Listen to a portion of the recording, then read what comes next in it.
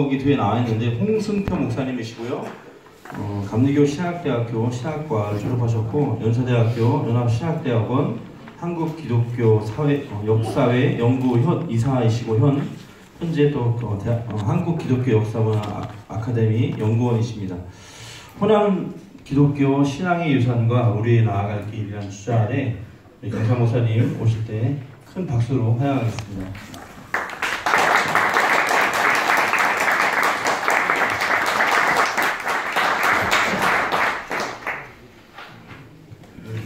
식사 맛있게 하셨나요? 예. 식사 맛있게 하셨 날을 전라도 사투리로 최근에 하신 분이 있으시죠? 우병우 씨 청문회 때 갑자기 이름이 생각. 김경진 씨, 김경진 의원님.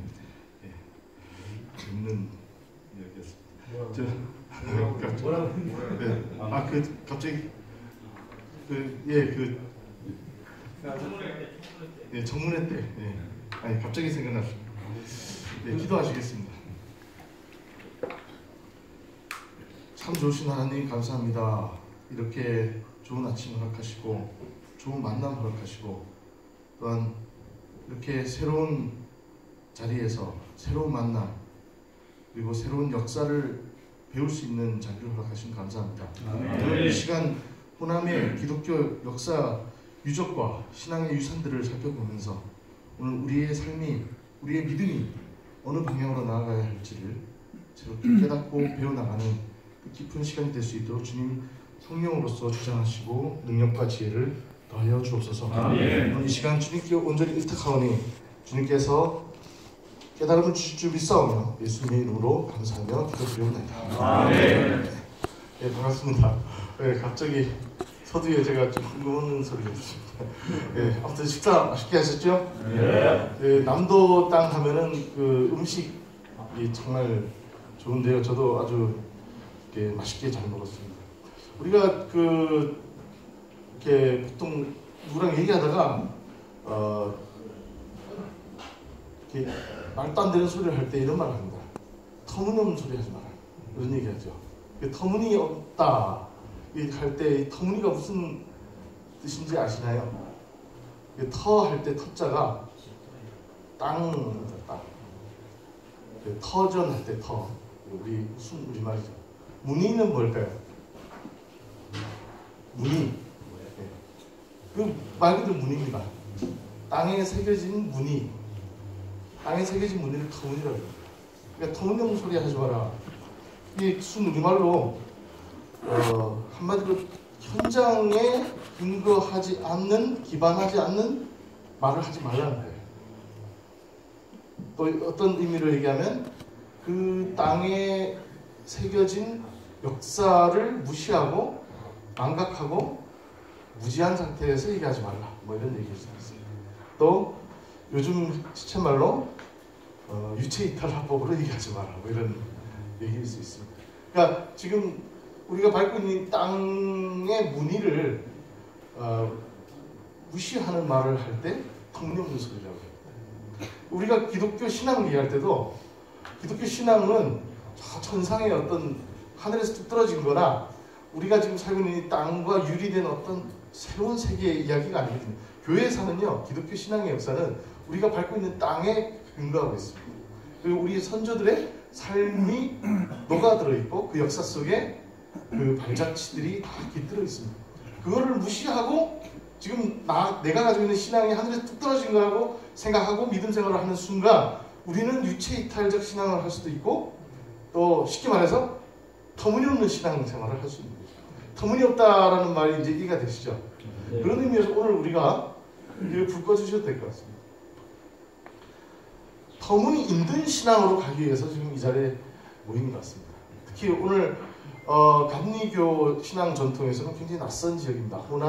호남에서도 제일 남도 땅 끝에 순천 땅으로 왔는데 바로 이 순천 땅, 그리고 전라도 호남 지역의 이 터무니를 우리가 알 때 그리고 거기에 깃든 신앙의 이야기를 알 때 우리는 훨씬 더 그 생동감 있고 역동적인 신앙생활을 할 수 있을 거고요. 특히 감리교 신앙이 이 호남 땅에서 어떤 의미가 있는지를 더 자세히 알게 될 거고요. 그리고 감리교 청장연회가 또 호남에서는 또 어떤 역할을 감당해야 될지를 오늘 배울 수 있을 것 같습니다. 그런 의미에서 여러분들 터무니 있는 신앙, 터무니 있는 기독교 정체성을 가지고 살았으면 좋겠습니다. 잠깐만요. 제가 리모컨을 안 했습니다. 제가 제목을 호남의 기독교 신앙 유산을 통해 오늘 우리의 길을 묻다 이렇게 좀 바꿔봤습니다. 여기 순서지에는 호남 기독교 신앙의 유산과 우리의 나갈 길을 했는데 너무 이렇게 틀에 박힌 제목 같아가지고 좀 바꿨습니다. 바로 이 호남의 터무니에 새겨진, 호남 땅의 무늬로 새겨진 기독교의 신앙 유산. 오늘 우리가 한번 살펴보면서 우리의 신앙에 이제 앞으로 우리에게 주어진 21세기의 새로운 비전, 새로운 교회에 나아갈 방향을 알았으면 좋겠습니다. 그럼 뭐가 중요할까요? 작년에 개봉했던 영화 중에 아주 히트친 영화가 있습니다. 곡성이라고 보셨나요? 무시무시한 영화입니다. 보시면은 멘붕이 오실 텐데요. 거기서 아주 유명한 대사가 있었습니다. 뭐라고 나왔죠? 무엇이 중요한지도 모르면서. 예, 이게 바로 그거예요. 터무니없는 소리 하고 있다는 거예요. 딸이 아빠한테 하는 소리거든요. 곡성 영화에 아버지가 이상한 소리, 지금 고통받고 있는 사람들의 그 실존에 대해서 지금 왜 아파하고 고통받는지 그것을 무시하고 자기 얘기만 하는 거예요. 아빠가 딸한테, 그러니까 딸이 아빠한테 이게 중요한 일이거든 이러면서 얘기하는데 딸이 무엇이 중요한지도 모르면서 그러거든요. 우리가 기독교 신앙생활을 할 때도요, 무엇이 중요한지 모르면서 신앙생활을 할 때가 많습니다. 오늘 우리가 호남의 기독교, 호남의 역사에도요, 우리가 보통 기독교는 뭐 떠올리지 않습니다. 그냥 보통 대선 때 호남 표심 이런 얘기만 하고 정치적인 이런 얘기들만 하는데 이 호남 땅에 기독교 신앙에 유구한 역사가 있습니다. 그리고 우리가 오늘 꼭 새겨야 될 가치들이 있어요. 무엇이 중요한지 한번 살펴보겠습니다. 호남 한반도의 제일 남쪽에 있습니다. 우리 교회의 지상과제가 뭐예요? 땅 끝까지로 복음을 전하라. 이게 지상과제인데 한반도에서 실제로 땅 끝이라는 지명이 여기 바로 호남에 있습니다. 그렇죠. 해남에 가면 땅끝 마을이 있죠. 이 가장 한반도의 최남단의 땅끝 지역. 그래서 왜 우리는 호남의 기독교에 주목해야 될까요? 함경도 기독교도 있고 평안도 기독교도 있고 강원도 기독교도 있고 서울 기독교, 경상도 기독교, 충청도 기독교 다 있는데 우리는 왜 호남 기독교에 주목해야 할까요? 저는 이 강의를 준비하면서 한국에 갈릴리가 있다면 어디가 가장 비슷한 곳일까? 예수님이 활동하셨던 그 갈릴리랑 가장 비슷한 데가 어딜까? 솔직히 제가 약간 편향적으로 말씀드리면 한국의 갈릴리는 뭐 다 솔직히 갖다 붙일 수 있지만 저는 개인적으로 강원도와 전라도 이렇게 봅니다. 강원도 보시면 어떻게 되어 있나요? 산이 많습니다. 정말 척박하죠. 정말 가난하고 한 번도 역사의 중심에 서보지 못한 땅입니다. 그렇잖아요, 강원도. 저 이런 말이 있어요. 저 강원도 사람이거든요. 여기 동부현에서 오신 분들. 저희 어른들이 항상 하셨던 말이 있어요. 전라도는 푸대접이라도 받지. 강원도는 무대접이요. 그런 걸 보였어요. 그러니까 이 말 속에 두 가지가 녹아 있어요. 우리 한반도의 역사, 한국사에서 가장 소외된 두 지역이란 말이죠. 네. 선교사들도요, 이 두 지역에 제일 가기 싫어했어요. 선교사들이 제일 늦게 들어가는 땅들입니다. 그러니까 땅끝이죠. 갈릴리죠. 옛날 예수님이 활동하셨던 갈릴리, 팔레스타인, 거기 로마에서 총독을 세워가지고 여기저기 식민지에다가 총독을 보낼 때 총독들이 제일 가기 싫어하는 데가 어디냐면은 이스라엘, 팔레스타인이에요. 거긴 냄새나고 질병이 많고 항상 반란이 많고 항상 골치 아프고 뭐 그런 곳이라는 거예요. 그래서 가기 싫어했습니다. 골칫덩어리 땅이죠. 바로 그리고 수탈과 빼앗김만 있고 그리고 바로 그 가장 소외되고 외면받고 가장 역사의 중심에서 변방으로 물러나 있던 땅. 거기에서 우리 기독교 복음이 시작됐어요. 예수님이 바로 그 땅에서 갈릴리에서 하나님 나라를 선포했습니다. 로마에서 하나님 나라가 시작되는 게 아니고요. 로마에서 가장 변방, 가장 시골, 가장 아무도 가려고 하지 않는 땅, 척박하고 냄새나고 질병이 가득한 땅, 그 땅에 하나님 나라가 시작되는다는 거예요. 그 땅에서.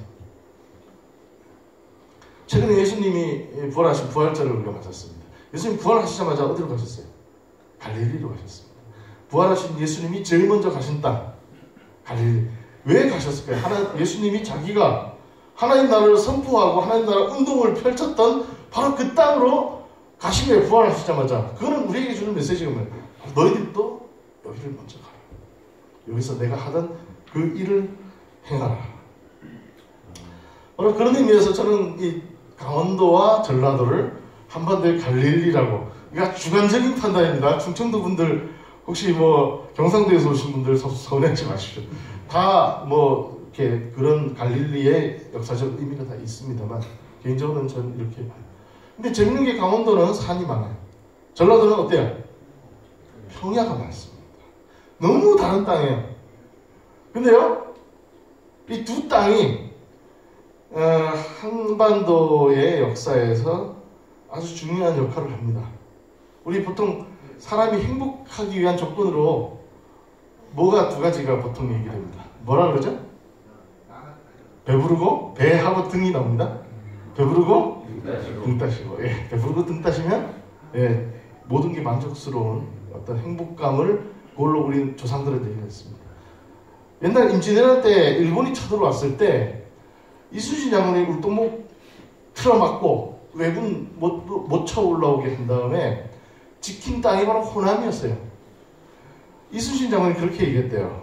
이 호남 땅이 아니었으면 임진왜란 우리 조선 백성들 못 버텼다. 이순신 장군이 울동목 틀어막고 호남 땅을 지켰기 때문에 호남에서 그나마 농사를 짓고 쌀이 생산됐고, 그 지난 한 임진왜란의 그 긴 전쟁 기간을 그 조선 땅 팔도가 황폐화되고 초토화될 때 호남 땅에서 생산된 쌀로 우리 백성들이 연명하면서 그 전쟁의 화마를 버텼다. 이순신 장군이 이 호남 땅이 없었으면 우리가 이 전쟁을 어떻게 버텼을까? 이렇게 얘기합니다. 호남은 바로 그런 땅입니다. 배부르게. 항상 우리 백성들을 배부르게 했던 땅. 강원도는 어떤 땅이에요? 강원도 하면 떠오르는 게 뭡니까? 예? 감자도 있고요. 하지만 현대에서 바로 우리가 이렇게 부강한 나라가 되고 산업화를 이루고 이렇게 물질적인 풍요로 이루어 갈 수 있는 기반이 됐던 바로 이 황지, 철암, 그다음에 정선, 사북, 삼척, 도계, 강원도 땅에서 생산된 석탄, 광산 자원으로요. 바로 이 한국전쟁의 그 폐허 위에서 우리가 다시 일어나게 됐습니다. 그리고 여러분들 다 기억하시나요? 그 강원도에서 생산된 그 석탄으로 지난 그 추웠던 현대사의 그 가난하고 고통스러운 시절을 등 따시면서, 전 국민이 등 따시면서 그래도 그 아랫목을 지킬 수 있었던 그 역사가 강원도에서부터 시작됐습니다. 근데 항상 우리 한반도의 많은 백성들을 배부르고 등 따시게 했던 이 두 땅인데, 그렇잖아요. 여러분들 여기 들어보니까 그렇죠. 근데 항상 제일 가난했어요. 제일 역사의 중심에 서지 못했고 아팠습니다. 한이 많은 땅. 그런 의미에서 갈릴리, 여기 갈릴리입니다. 여기 그림이 예수님이 활동하셨던 갈릴리. 제가 이렇게 엮은 겁니다. 뭐 다른 동네에서 오신 분들 서운해하지 마십시오. 어쨌든 강원도 갈릴리. 바로 이 두 지역이 또 한국에서 가장 기억에 우리를 생각하게 하는 것이 바로 아리랑입니다. 아리랑 어디서부터 시작됐어요? 보통 강원도에서 시작됐던 거죠. 진도 아리랑도 있습니다. 근데 보통 아리랑의 기원은 강원도에서부터 시작됐다고 합니다. 그래서 나중에 대원군이 경복궁 중건하면서 전국의 팔도의 목수들이 경복궁에 모여서 일하면서 강원도 아리랑을 듣고 다 고향으로 돌아가서 이 아리랑이 전국적으로 확산됐다 이런 설이 있었죠. 어쨌든 강원도 아리랑, 우리나라 3대 아리랑이 정선 아리랑, 밀양 아리랑, 그다음에 진도 아리랑 이렇게 되어 있습니다.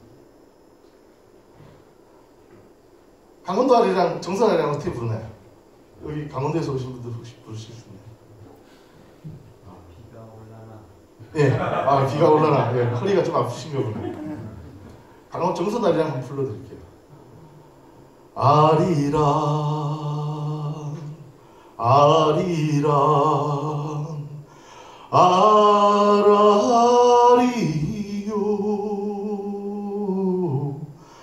아리랑 고개 고개로 날 넘겨주게. 눈이 올라나 비가 올라나 억수장 마실라나 만수산 검은 구름이 다 모여든다. 아리랑 아리랑. 이게 정선 아리랑이에요. 되게 슬프죠. 정선 아리랑은요, 한으로 부른다고 해요. 한. 그러면 이게 베이스로 내려가잖아요. 아리랑 아리랑 하면서. 이게 그 방금 제가 불러드린 눈이 올라나 비가 올라나 억수장 마실라나 만수산 검은 구름이 모여든다. 이게요, 고려 때 그 패망한 고려의 그 유민들이 쫓겨가지고 강원도 산으로 들어가지고 화전을 읽으면서, 화전 땅 그 돌밭을 읽으면서 불렀던 노래입니다. 근데 이제 경상도 사람들은 좀 해학이 있어요. 이 한을 이렇게 즐거움으로 이렇게 완전히 패러독스, 역설적으로 전환시킵니다. 밀양아리랑 어떻게 부르나요? 날 좀 보소, 날 좀 보소, 날 좀 보소. 동지 섣달 꽃 본 듯이 날 좀 보소. 아리랑 스리스리랑 아라리가 났네. 아리랑 고개로 날 넘겨주고. 이렇게 굉장히 흥으로 부릅니다. 경상도 노래. 굉장히 그 슬픈 노래인데도 이거를 해학으로 삶의 어떤 즐거움으로 전환시키는 어떤 위트와 유머가 있는 땅이 경상도입니다. 근데요, 바로 이 한과 흥이 절묘하게 섞인 아리랑이 바로 진도 아리랑. 전라도 하면은 굉장히 이렇게 밥상이 아주 화려합니다. 그리고 또 뭐가 있어요? 발효 음식이 발달되겠죠. 이게 숙성이 되고 발효되는 그런 노래입니다. 저 서편제라는 영화가 있습니다. 제가 좀 옛날에 영화를 보고 감동을 받았는데, 서편제 보면 이런 대사가 나옵니다.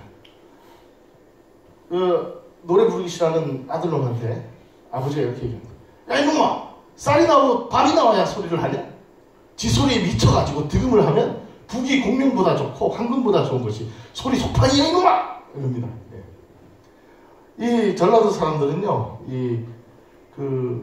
풍류가 있어요. 그리고 하나에 미치면 완전히 꽂히는, 완전히 거기에 올인해버리는. 그래가지고 소리에 미치면 그 득음을 하면 북이 공명보다 좋대. 황금보다 좋다. 그리고 또 이 한을 가슴속으로 이렇게 완전히 삭혀가지고 숙성시키는 그런 정서가 있습니다. 주인공 송화에게 아버지가 이럽니다. 이년아, 가슴을 칼로 저미는 한이 사무쳐야 소리가 나오는 법이야. 바로 이 한을요, 저는 숙성시키고 발효시키고 내 안에 내재화시켜가지고 이거를 삶의 에너지로 승화시킨 땅, 그런 땅이 바로 남도 땅이라고 봅니다. 그래서 결국은 오늘 제가 이 대사를, 서편제 대사를 왜 여러분한테 말씀드리냐면, 여기 전라도 사람들이요, 예수 믿고 복음을 받아들이고 크게 이렇게 믿어요. 제가 대사를 바로 바꿔치겠습니다. 야 이놈아, 쌀이 나오고 밥이 나와야 예수 믿냐? 예수님한테 미쳐가지고 예수쟁이가 되면은 부귀공명보다 좋고 황금보다 좋은 것이 있어. 예수 복음이요 이놈아, 이렇게 얘기해요. 전라도 사람들이 이렇게 믿습니다. 바로 이 전라도의 아리랑 한번 불러보겠습니다. 어떻게 부르죠? 아리 아리랑 스리 스리랑 아라리가 났네 아리랑. 아니야, 이거 미랑아리랑이네요. 죄송합니다. 저도 헷갈리네.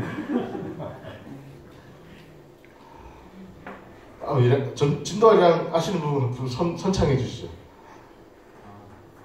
아리, 네 맞습니다. 아리 아리랑 스리 스리랑 아라리가 났네 아리랑 아라리가 났네. 서산에 지는 해는 지고 싶어서 지냐 나를 두고 가시는 님은 가고 싶어서 가냐. 다 같이 하겠습니다. 아리 아리랑 스리 스리랑 아라리가 났네 아리랑 아라리가 났네. 감리교 청장년의 리더십 캠프 남도 땅 순천에서 너 왜 이리 또 좋을까. 아리 아리랑 스리 스리랑 아라리가 났네 아리랑 아라리가 났네. 굉장히 그 구성지고 이렇게 한이 막 느껴지면서도 풍류가 느껴지는 이 두 가지의 느낌이 한과 흥이 절묘하게 조화된, 이거를 두 개를 조화시키고 숙성시키고 이거를 삶의 에너지로, 한을 삶의 에너지로 전환시키는 그런 땅, 그런 땅이 바로 남도 땅. 그리고 바로 이 전라도 땅은 충절과 의국의 땅입니다. 아까도 이수진 장군 얘기했지만 국난의 위기 때 항상 누구보다 먼저 일어났어요.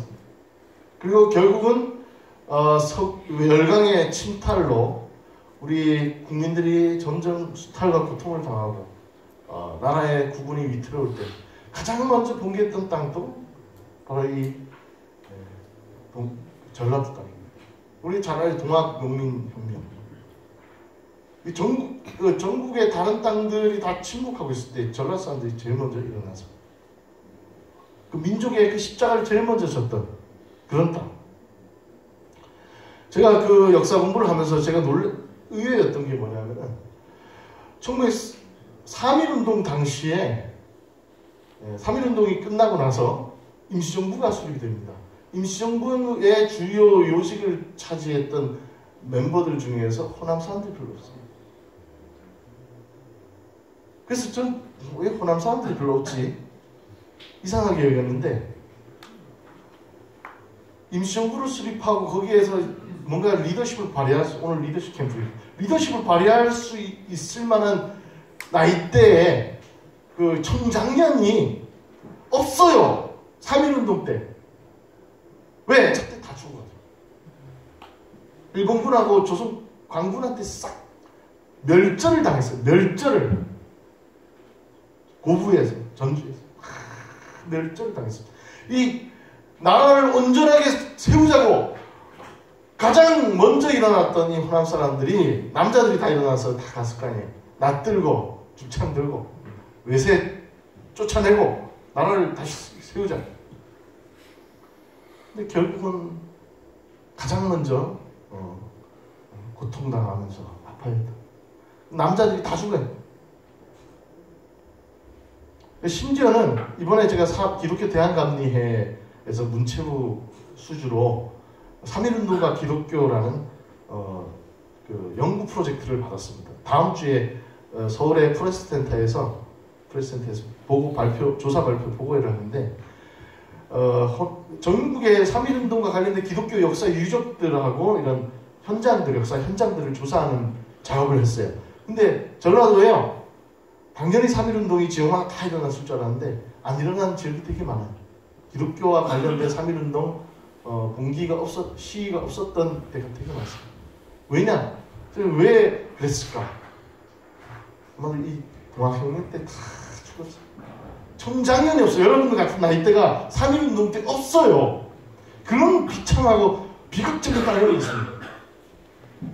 그러니까 이 민족이 독립국가로서 이 제국주의에 저항해서 새로운 나라를 건설하려고 할 때 가장 먼저 고통을 겪고 십자가를 지고 먼저 피 흘렸던 땅은 거기가 호남입니다. 아까도 말씀드렸죠. 제일 많이 뺏겼어요.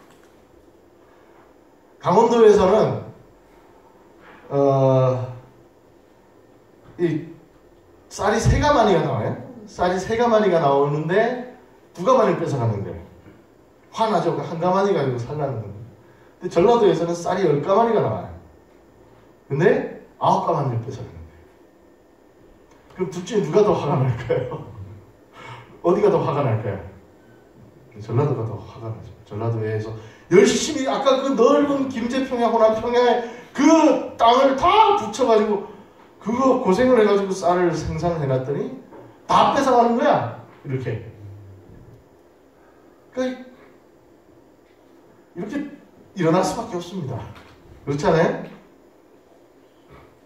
여기는 산으로 가로막혀 있고 널찍하게 평야가로 서로 왕래가 활발하니까 전라도 사람들이 훨씬 더 조직적이고 훨씬 더 이렇게 단체적인 집단적인 행동을 하기가 훨씬 좋은 지역적이었거든요. 농촌 지역이고 농촌이면 두레라든가 향약이라든가 여러 이런 지역 그 네트워크가 잘 돼 있잖아요. 그러니까 이렇게 되는 겁니다. 아까 말씀드렸듯이 가장 많이 뺏기는 군산항에 쌓아놓은 이게 무슨 탑이에요. 쌀로 쌓은 탑 일제가 이렇게 빼앗기는 거. 옛날 제가 왜 갈릴리라는지 이해가 되시죠? 한과 아픔이다. 하지만 여기서부터 하나님의 나라가 훨씬 더 가까워지는 겁니다. 예수님이 활발한 나라를 선포했던 땅도 이런 땅이거든요. 아파하는 자는, 눈물 흘리는 자는, 을을 위해서 핍박받는 자는 복이 있나니. 예수님이 다 말씀하셨잖아요. 그리고 현대사에서 가장 또 우리나라가 이렇게 개발 독재 시대를 거치면서 민주주의라는 순수한 현대의 시대 정신, 시대 가치, 그다음에 이 건국 이념, 헌법 정신이죠. 이 가치를 지키기 위해서 또한 그 무도한 군합발과 총검 앞에서 그래도 누구보다 목소리 높여서 앞장서서 희생을 당했던 땅, 거기도 호남. 이게 현대사의 역사를 보면요, 호남 땅을 우리가 그렇게 간단하게 볼 수가 없어요. 그리고 아까도 말씀드렸듯이 예수님이 하나님 나라를 선포한 하나의 갈릴리와 굉장히 가깝습니다.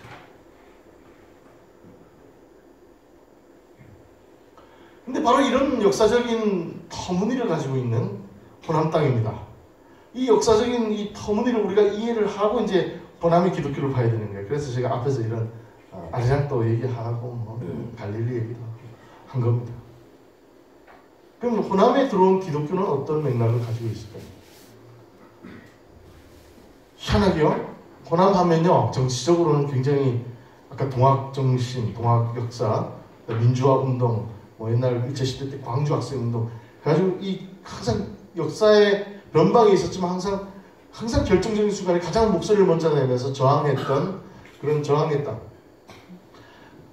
약간 진보적인 역사적 맥락을 가지고 있죠. 지금도 또한 정치적으로 그런 분위기가 있습니다. 근데 아이러니하게도 호남에 들어온 기독교는요, 이런 기질과는 정반대되는 가장 보수적인 기독교입니다.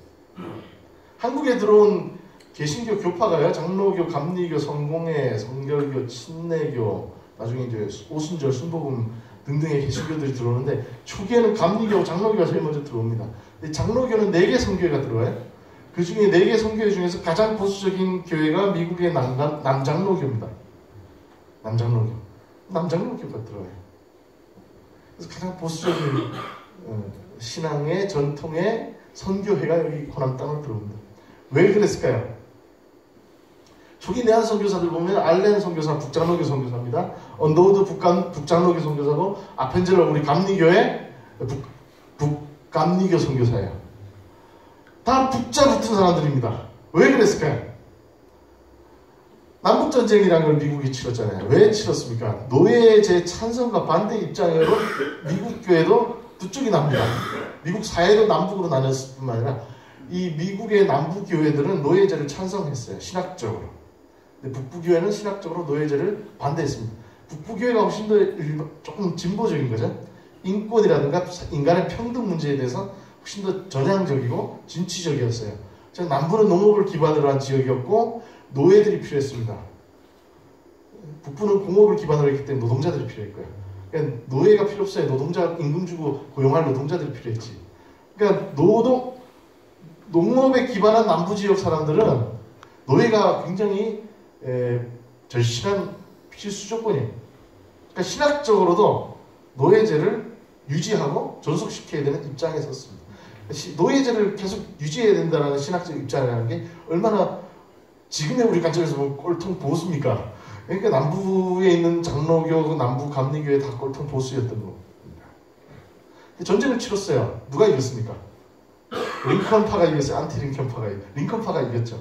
북부가 이기고 많은 전쟁 배상금을 남부 지역의 교회와 남부의 사회가 지불하고 노예들은 해방되고 농촌에 기반한 남부 지역의 경제는 몰락하게 되는 거죠.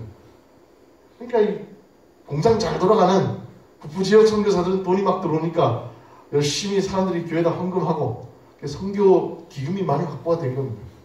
그래서 선교사 북장로교, 북감리교 선교사들이 먼저 이렇게 많이 파견이 되게 된 거죠. 이런 사회 경제사적인 배경을 터무니를 알 때 왜 한국의 감리교가 북감리교가 들어오고 장로교는 북장로교가 먼저 들어왔는지 이해가 됩니다. 근데 남감리교하고 남장로교는요 해외로 선교사를 파견할 돈이 없어요. 전쟁 복구하고 자신의 몸 추스리기도 바쁜 시절이었습니다. 그래서 한국 같은데 선교사 보낼 엄두를 못 내고 있었다. 게다가 한국에 들어온 북장로교, 북감리교 선교사들이 서울이라든가 평양이라든가 이런 대도시 중심으로 선교하다 보니까 여기까지 안 내려옵니다. 왜? 길이 호남고속도로도 없어요. 예? 호남선 기차도 없습니다. 그냥 배 타고 내려오든지 쪼랑말 타고 내려와야 돼요. 여기 호남 너무 멀어요. 아까 전에도 식사하시면서 가도 끝이 없더라. 차 몰고 내려오시면서 그런 이제 말씀하셨는데 진짜 멉니다. 그러니까 선교사들이 가끔 들고요.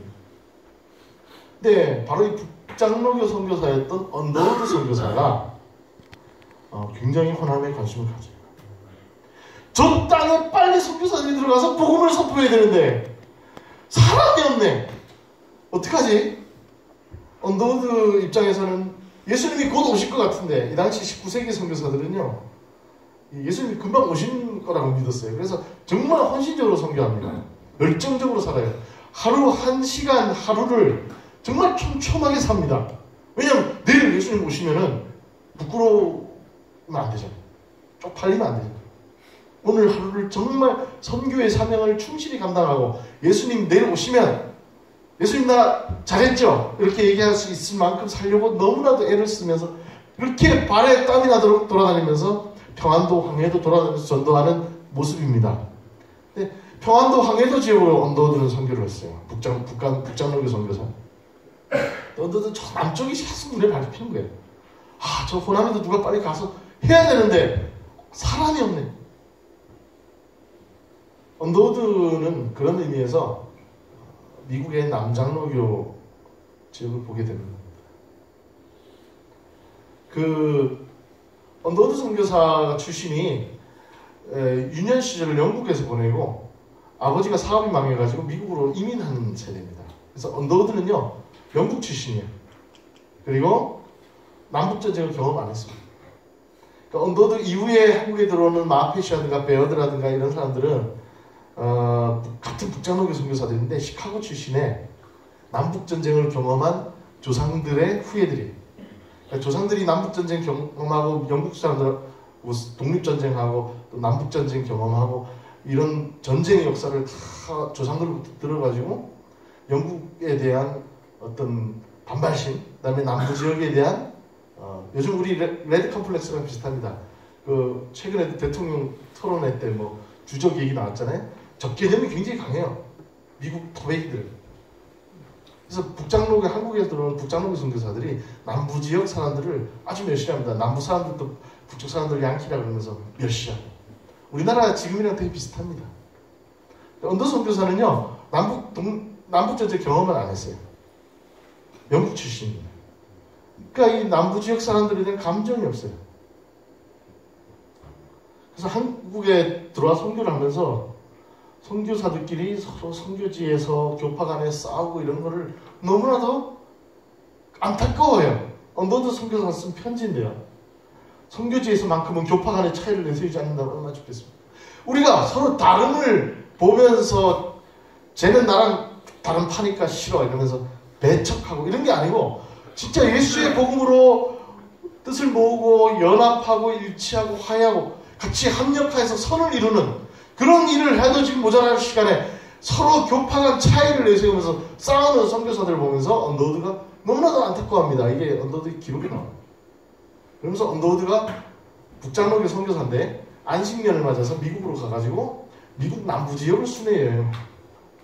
그때 한국인 최초로 갑신정변 때 망명해가지고 상해에서 난감리교 계통의 중소서원이라는 학교에서 유학을 하다가 거기서 결신을 하고 한국인 최초로 중국에서 난감리교 교인으로서 세례를 받은 엘리트 망명가가 있었는데 바로 윤치호라는 인물입니다. 이 윤치호가 끊임없이 한국인으로서 미국 난감리교 선교본부에다가 편지를 씁니다. 야, 당신들 빨리 한국에 선교사 보내세요. 뭐 하는 겁니까? 한국은 선교사를 필요로 합니다. 그래가지고 미국의 난감리교 교회를 한국의 선교를 결정하고 계획을 세우고 선교사 파송할 수 있도록 견인한 인물이 윤치호. 굉장히 대단한 걸출한 당대 인물입니다. 미국의 남감리교 선교는요, 윤치호라는 한국인의 요청과 푸시에 의해서 개시가 됩니다. 1894년인가요? 뭐 그때 이루어지고 96년. 아무튼 1890년대 북감리교가 들어온 지 10년쯤 후에 난감리교가 들어와요. 근데 바로 난감리교 중국의 중수서원의 알렌이라는 선교사가 세례를 주고 추천서를 써가지고 미국의 남부의 하버드라고 불리는 테네시주에 있는 벤더빌트 대학에 유학을 갑니다. 그리고 조지아의 에머리 대학도 공부를 하는데 남부 지역에서 유학을 해요. 한국인 유학생이 한 명도 없는 땅에 가가지고 유학을 합니다. 영어도 토플, 토익 공부도 안 하고 그냥 가가지고. 바로 그때 테네시에 있는 이 윤치호를 언더드가 만나서 같이 돌아다닙니다. 그러면서 한국의 선교사가 필요하다. 바로 이렇게 한국인 크리스찬이 있지 않느냐. 윤치호가 유창한 영어로 여기에 남장로교 선교사들, 당신들 한국의 선교사 빨리 장하시오 하면서 푸시합니다. 언더드와 이 윤치호의 한국 선교 선전 활동을 통해서 결국은 미국의 남부 지역에 있는 장로교 청년들, 신학생들 중에서 한국으로 가기를 결정하는 청년들이 나옵니다. 그 사람들이 이 사람들이에요. 남장로교 최초의 한국 선교 7인 선발. 여기 이제 나중에 조선인하고 같이 만나요. 한국의 남장로교 선교가 1892년에 이제 개시가 되게 되는 거예요. 남장로교 선교사들을 한국에 불러들이고 게다가 돈이 없어서 못 갑니다. 우리 선교사 보낼 여력이 없어요. 남장로교 선교 본부는 설레설레 손을 흔들어요. 손사래를 치니까 언더우드가 형한테 전화합니다. 언더우드 선교사 형이 존 토마스 언더우드라고 언더우드 타자기라고 들어보셨죠? 언더우드 타자기 회사 사장이었어요. 지금으로 치면은 애플이나 마이크로소프트 사장 같은 거. 그 당시 타자기가 컴퓨터 같은 거잖아요. 형이 재벌이었어요. 언더우드 선교사의 형. 돈이 많았습니다. 형님, 남장로교회 선교사들이 자원을 했는데 돈이 없답니다. 형님 좀 도와주십시오. 형 또 존 토마스 언더우드도 북부의 교회를 다니고 있었어요. 그래? 오케이. 모든 이 7인 선발대의 여비, 한국에서 체류비, 선교활동을 할 때 임금, 선교활동에 하면서 땅 사고 건물 짓고 하는 모든 비용들 언더우드 선교사 형이 다 대줍니다. 이게 왜 중요하냐면요.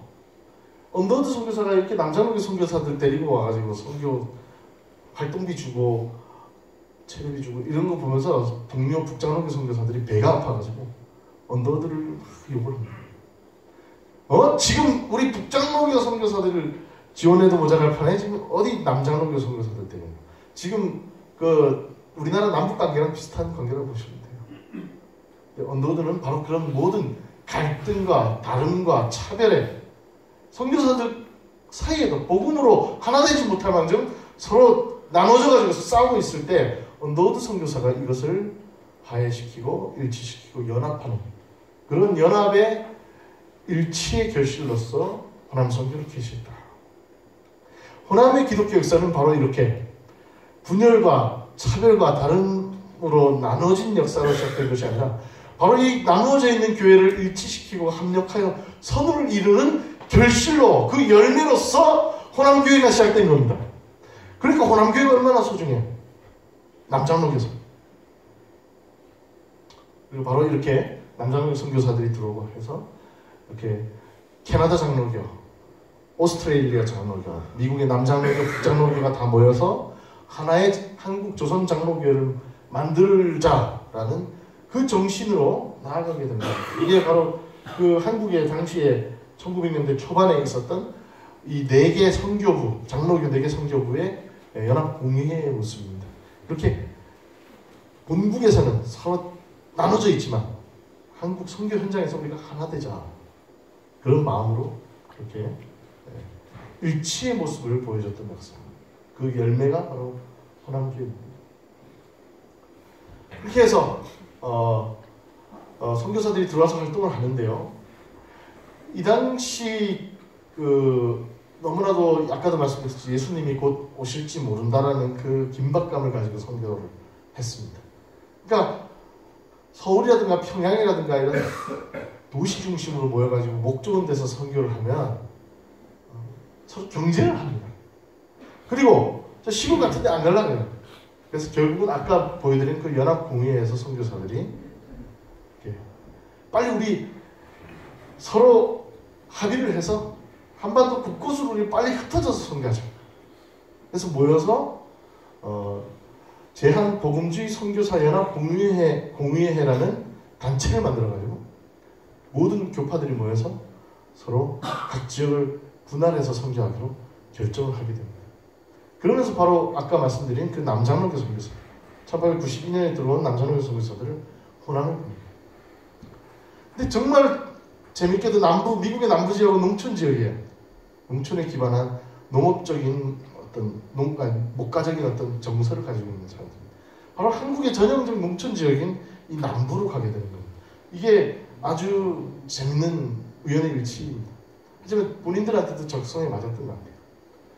반면에 아까도 말씀드렸듯이 저는 하나님께서 왜 남장로교 선교사들을 호남에 보냈을까? 저 나름대로 고민을 해보면은 아까 그 호남의 터무니가 뭔가요? 아까도 말씀드렸듯이 풍류와 이 해악, 풍류가 아주 발달되어 있습니다. 그 전주도 예항의 도시라고 그러잖아요. 광주도 빛골이라고 해서 우리나라 문화의 수도라고 그런다. 문화와 예술, 그 남도 땅에 와가지고 시 자랑하고 글 자랑하지 마라. 사군자 자랑치지 마라. 그런 얘기합니다. 이 전라도 땅에 와가지고 이 풍류 없이는 존재감이 없는다. 제 친구가 전주에서 목회를 한 친구가 있었습니다. 그 친구를 만나서 우연히 얘기를 하는데, 야, 전라도에서 목회하니까 어때? 그러니까, 야, 전라도에서는 설교 못하는 건 괜찮은데 노래 못하면은 웃기하기 힘들다. 설교는 좀 못해도 된대. 근데 노래 하다가 틀리고 이러면은 예배 끝나고 꼭 와서 목사님 오늘 357장 여기 틀렸습니다. 찬송가 부를 때 틀리면 계속 지적한대. 노래를 너무 좋아하고 풍류가 살아있는 풍류와 예술에 대한 사랑이 있는다. 그 다음에 아까 말씀드렸지 그 항상 국난의 시기에 먼저 일어났던 그래서 십자가를 지고 피를 흘렸던 땅. 바로 그런 땅이었기 때문에 너무나도 이렇게 감성적이에요. 이렇게 행동이 먼저 좀 강하게 나섭니다. 그렇기 때문에 아마도 여기에 그 감리교라든가 감리교 신앙 전통은 뭐야? 이렇게 찬송 부르면서 가슴이 뜨거워지는 그런 신앙 전통입니다. 웨슬리 신앙 전통. 장로교는 어떤 전통이냐면 사경의 전통입니다. 말씀을 꼼꼼하게 읽고 분석하고 그걸 삶에 적용하고 경건하게 사는 삶에 굉장히 관심을 해요. 물론 감리교도 마찬가지입니다. 성화의 삶을 강조하는데 신앙에 접근하는 방식은 좀 달라요. 감리교는 체험을 또 중요하게 생각하는데 장로교는 말씀, 성경 자체에 대해서 되게 중요하게 생각합니다. 그러다 보니까 이 감성적인 예술의 땅, 그 다음에 이렇게 그 행동이 강한 땅, 이 호남 땅에 바로 가장 엄격하고 보수적이고 일단 절제와 브레이크를 거는 보수교회가 들어옵니다. 그래서 그 균형을 맞추려고 하나님 특별히 호남 땅에 남장로교를 보내신 것 같다. 저 나름의 주관적인 해석입니다. 그렇기 때문에 호남의 그 사회적인 기질은 굉장히 진취적이고 진보적입니다. 그리고 호남 기독교의 신앙 정체성은 굉장히 보수적이고 근본적인 기독교의 아주 근본에 충실하려고 하는 그런 태도가 호남 기독교 전통이겠어요. 그래서 정치의식은 굉장히 진보적인데 신앙은 보수적이에요. 그래서 뭐라고 해야 되나요? 아주 냉정과 열정 사이에 있는 그런 신앙과 삶의 균형을 이루는 그런 땅. 그래서 이렇게 선교사들이 땅을 나눠서 호남 지역은 남장로교 선교사들이 진출을 하게 됩니다. 그래서 우리가 호남의 터무니 이게 지금 제가 말씀드린 아까 강의 초기에 말씀드린 터무니입니다. 터무니 없는 교회사는 이런 것을 잘 모르고 교회를 바라보고 신앙을 바라보는 거예요. 지금도 그 경상도하고 전라도는 장로교가 선교 진출했던 지역이기 때문에 감리교가 약합니다. 감리교는 해방 이후에 진출을 해요. 이런 선교사들이 만들어 놓은 선교 구역 분할 협정의 효과가 실효성이 붕괴되고 이제 선교사들이 철수하고 이제 감리교가 이제 이쪽 호남 영남 지역으로 진출하면서 해방 이후에 이 터무니가 많이 희석이 됐죠. 그렇지만 해방 이전까지 여기는 철저하게 장로교 지역이었습니다. 성결교가 일부 있었고 그러다 보니까 여기는 감리교가 여기 다 감리교시죠? 네. 감리교가 뭔지 잘 모릅니다. 호남 사람들. 그래서 한때 감리교는 이단이다라는 소리까지 들었던 지역입니다. 호남, 영남 이쪽에서. 감리교가 이단하냐? 이런 소리까지 들었던 땅. 서로에 대한 몰이와 무지로 오히려 예전에 선교사들이 땅을 터무니를 왜 만들었어요? 이런 터무니를. 서로의 다름을 인정하고 우리가 그리스도의 복음을 한시바삐 한반도 전역에 예수님 오시기 전에 확산해서 복음화시키고 선교사들이 이렇게 한 다음에 뭘 하려고 했냐면 제한복음주의 선교사연합 공회에서 1905년에 만장일치로 결의를 합니다. 조선에 교파 구분 없는 조선 단 하나의 조선교회를 만들죠.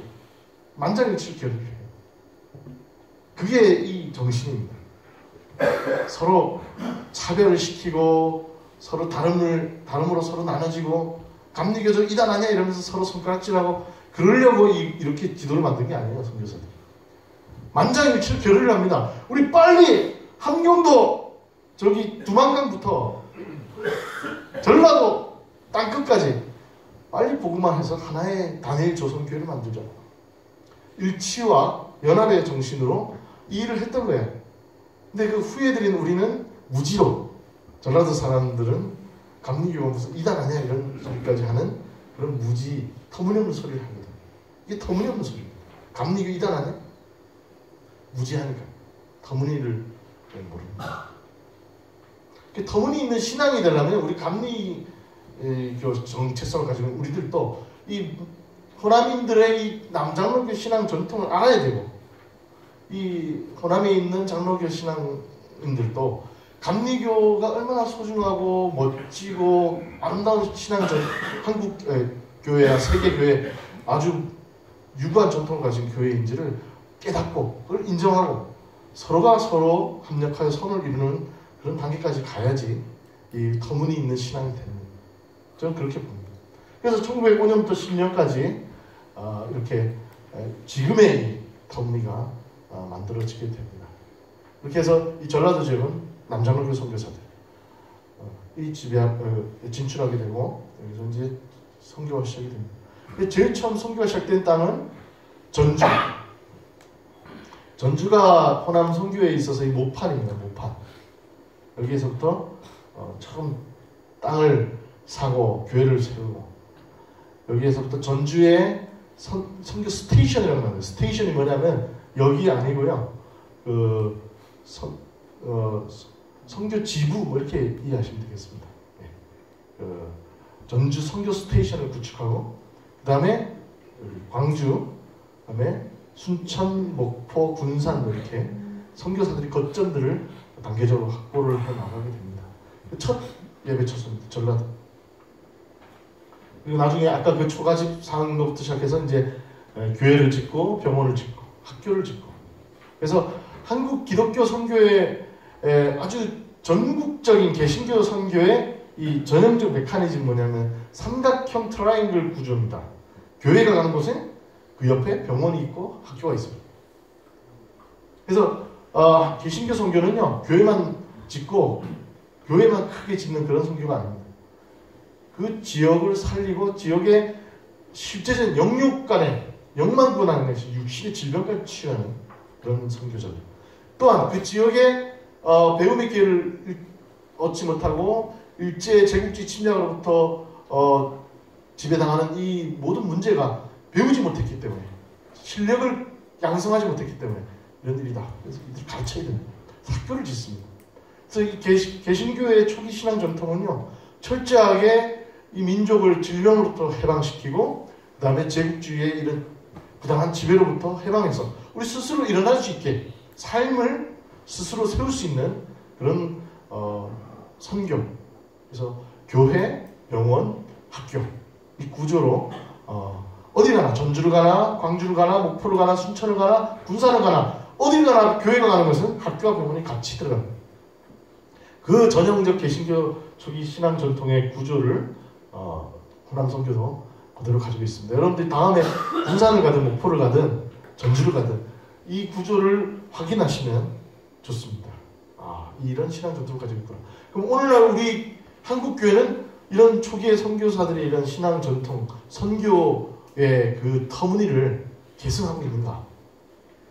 교회 짓기에만 바쁜 거 아닌가? 기독교 교회가 연합해서 뭘 관심 가져야 될까? 고민하지 않을 수 없습니다. 이 지역 사회 문제들이 많잖아요. 환경 문제도 있고, 교육 문제도 있고, 여러 가지 사회 문제도 있고, 이런 것들을 같이 해결하는, 그래서 교회들이 서로 협력하여 선을 이루는 그런 역사를 선교사들이 보여줬어요.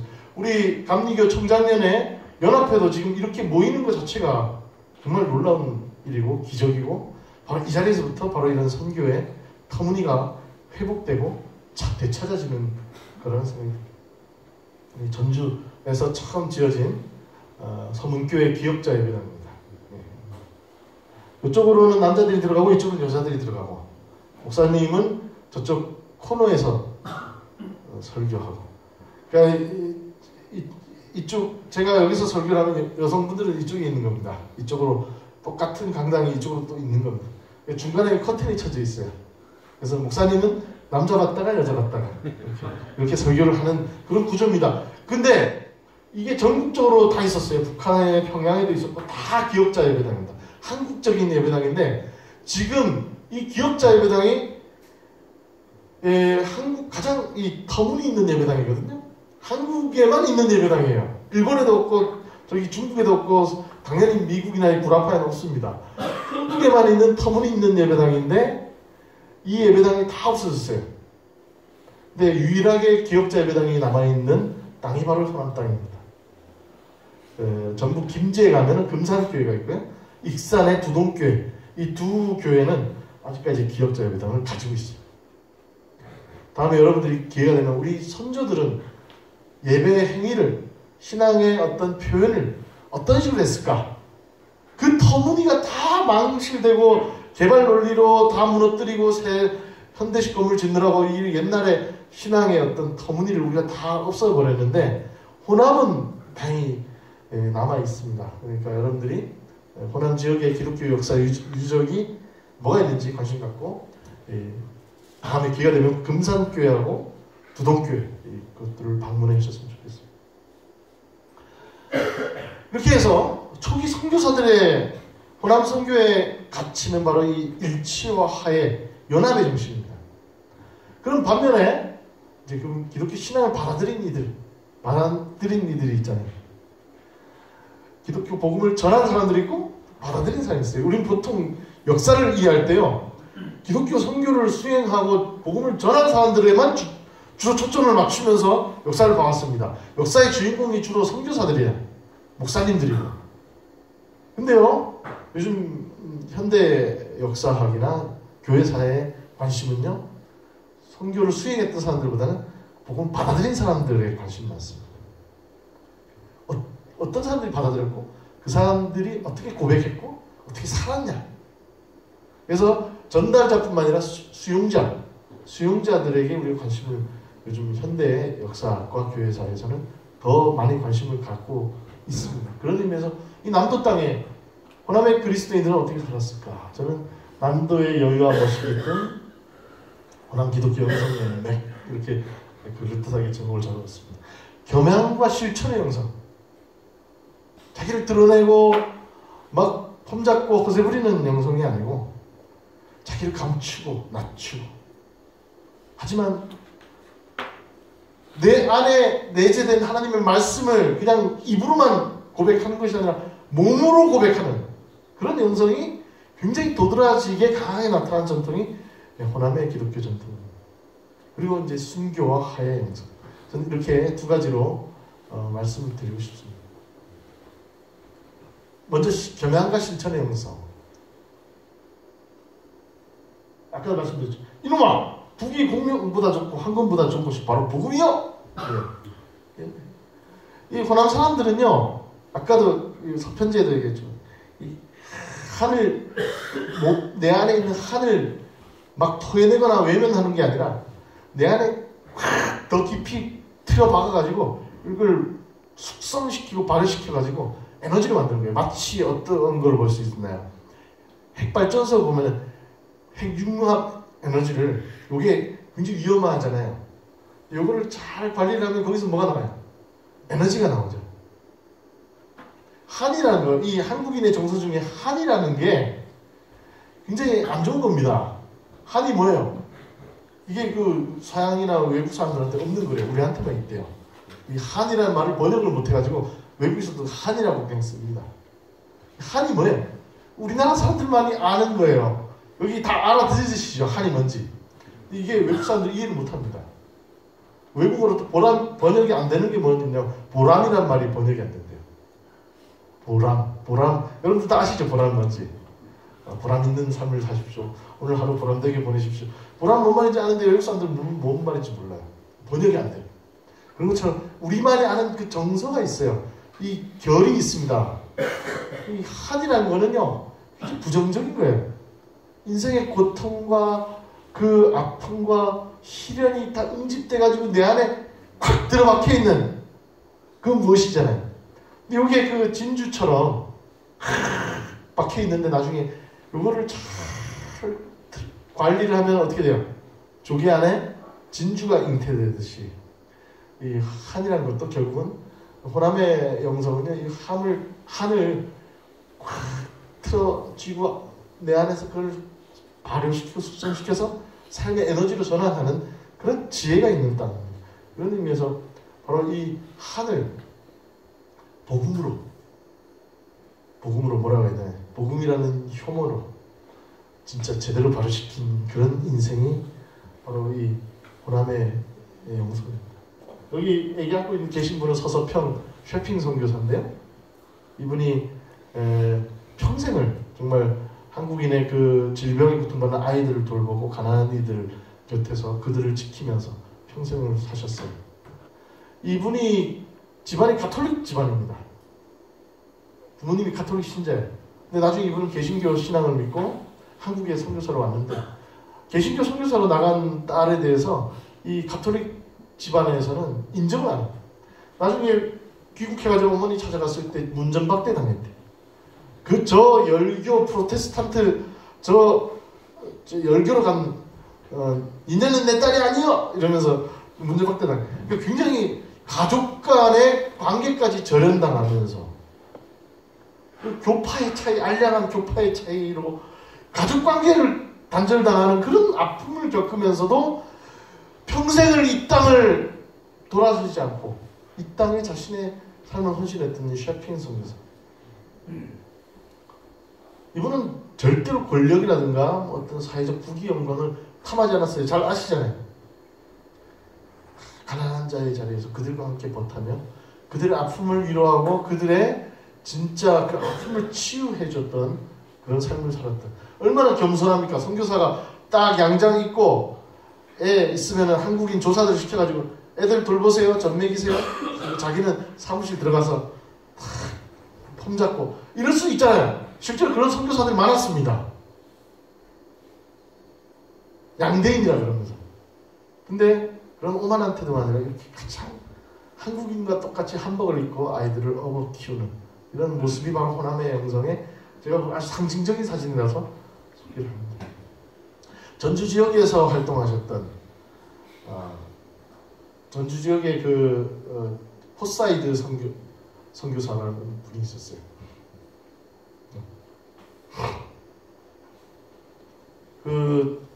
그때 이제 일제로부터 이제 막 국권이 피탈되는 과정이 있었기 때문에 이때 일진회라는 친일 단체 이런데 협조적인 양반들 이런 사람들을 많이 의병들이라든가 이런 우국지사들이 이렇게 피습을 하거나 뭐 이런 일들이 많았습니다. 이 전주의 이씨 집안의 양반 집안에 우국지사들로부터 피습을 당한 어떤 질병을 상처를 입은 사람을 치료하기 위해서 선교사가 방문을 했는데 이것도 일본 경찰인가 하고 양복 입고 들어가니까 이 선교사까지 두들겨 팹니다. 그래서 포사이트 선교사가 엄청 상해를 입었던 그런 역사가 있습니다. 전주에서. 그러니까 이 선교사가 자기네 집안 사람 치료해주러 왔다가 봉변을 당하고 일본에 요코하마까지 실려가가지고 중환자실에 들어가는 이런 일이 발생하니까 이 전주의 이씨 집안에서 야 우리가 선교사님한테 신세를 졌는데 대신 답내로 누가 좀 이분들이 하시는 교회라는 데를 가야 되겠는데 누가 갈까?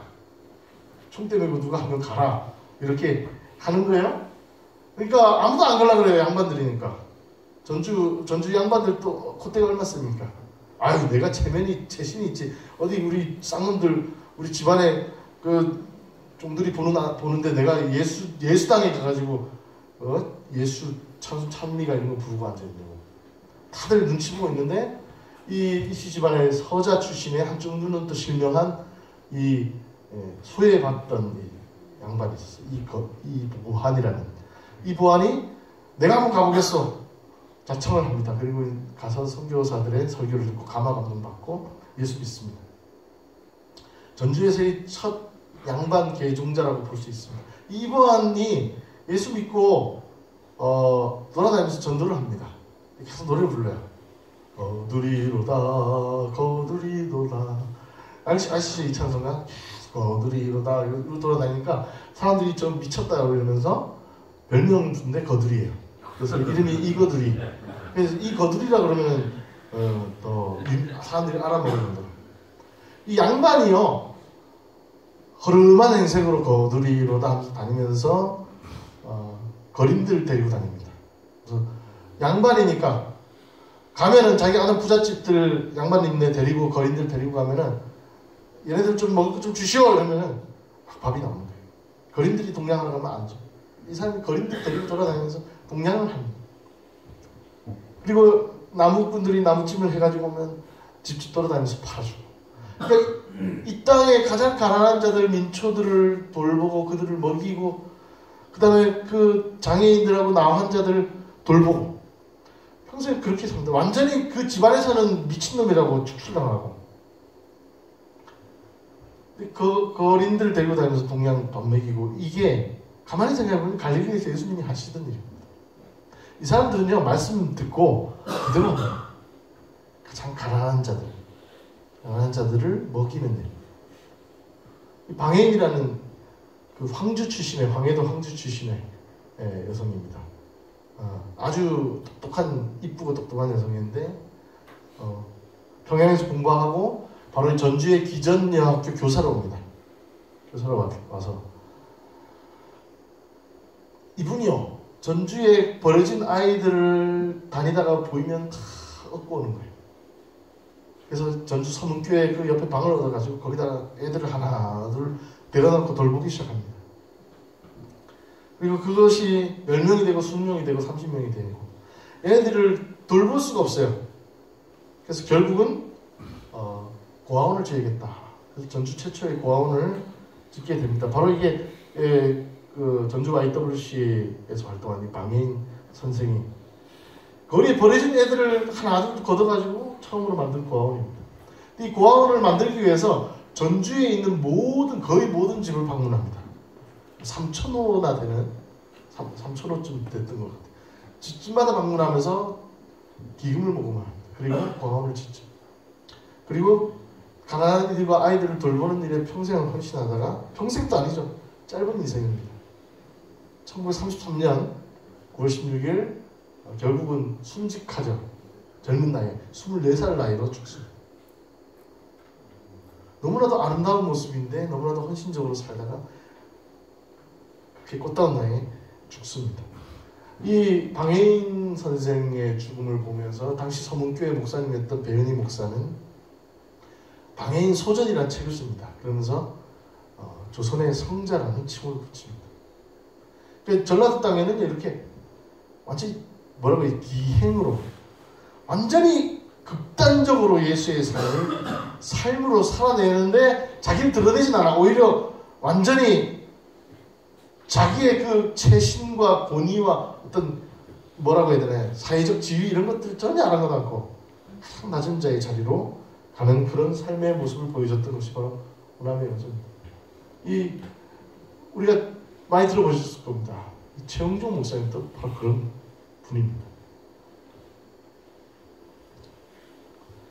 광주에서 오웬 선교사가 아프다는 소식을 듣고 목포에서 활동하던 포사이드 선교사가 오웬 선교사를 치료하기 위해서 목포에서 배를 타고 나주로 들어옵니다.